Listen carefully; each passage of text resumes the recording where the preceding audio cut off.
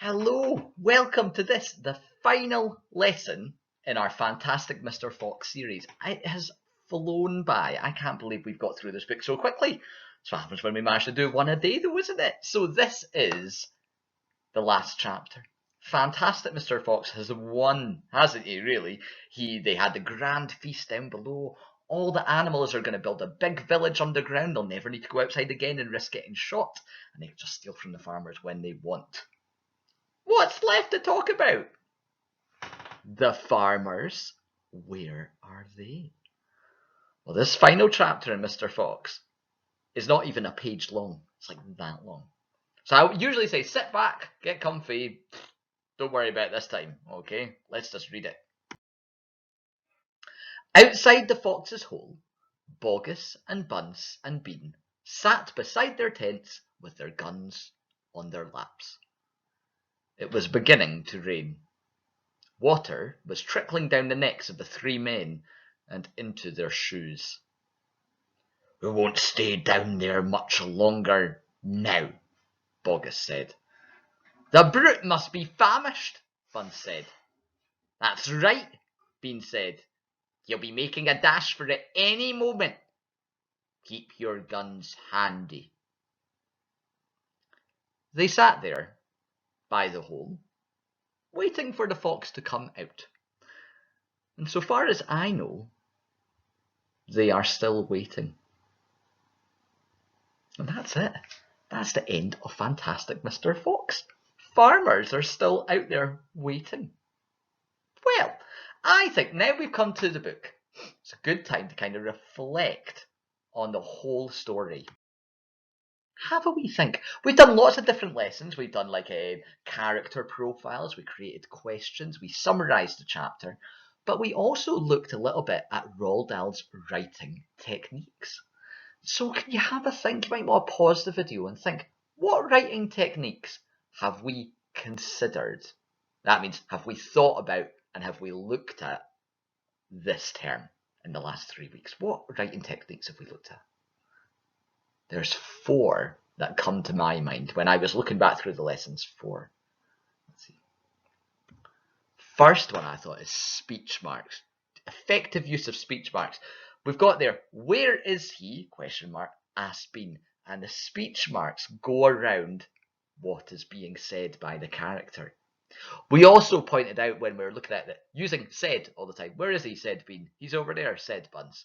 While I get him, said Bogus. It's quite repetitive, so we want lots of different words for said. We made a bank of them. Asked, shrieked, screamed, shouted, whispered. All these words. Hyperbole was another one. Do you remember what hyperbole means?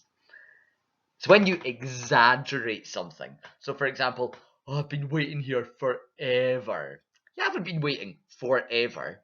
However, using hyperbole gives us an idea that you've been waiting a very long time.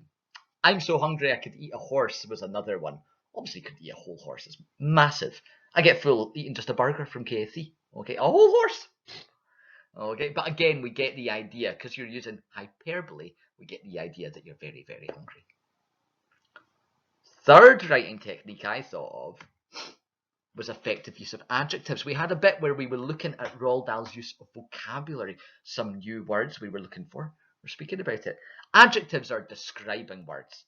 So we've got here gigantic, microscopic, thunderous, which means really loud like thunder. So really, really effective, exciting adjectives to bring the writing to life. Last one we just looked at with Mr. Noble was tautology, which is when we talk about using lots of different words to describe the same word. So if you're saying, I think rat there, yeah, it was thief, robber, stealer, burglar. They're all words that basically mean the same thing, don't they? Thief, robber, stealer. But the effect of using lots of different words shows how angry and the emotion that somebody can put into it. So 4 different writing techniques there. And so for our task, final task, our learning intention is to create an imaginative piece of writing. The task is to write a final chapter for Fantastic Mr. Fox titled 1 Week later. Now, you could take that in all sorts of bits. You could write it from the farmers, what was going on. You could write it, I don't know, you could imagine being Boggis's wife. Boggis, meanwhile, back on the farm, or it had been 7 days since, or whatever. You could write it from the fox's perspective, from Badger's perspective, from Rat. What's changed for Rat? Whatever one you want. Loads and loads of scope there for you to think, how would you write that final chapter 1 week later? But for success criteria, we are looking for all those things that make our writing really good, things that we practice lots. Full stops and capital letters, they are what we call the fundamentals. Full stops and capital letters need to be in there. Paragraphs too. Don't give me one big piece of writing. Nah. Break it up into ideas. If you're changing an idea, if you're moving on to something new paragraph. We've looked at that in class too. Speech marks. Fantastic work was sent in on Teams of how to use speech marks. It'd be great. Remember, when a new person is speaking, you take a new line for your new bit of speech. A range of adjectives, good describing words, not just big, small, fast, slow, rapid. I do love that word thunderous. I'll use it again. Humongous, ginormous, tiny, teeny tiny, microscopic. All those really good describing words that we like there. Hyperbole. If you could get in some hyperbole, that would be amazing. And tautology too. If you could get in some tautology, be ace. And I'm going to hand out a bonus point. Now, if you do this, I'll tell you what, there will be a wee surprise for you, okay? If you are able to link in one of the Sustainable Development Goals, one of our global goals, into your writing somewhere, I've got a wee surprise for you. Okay, so if you can do that, a wee challenge. Now, this is a big piece.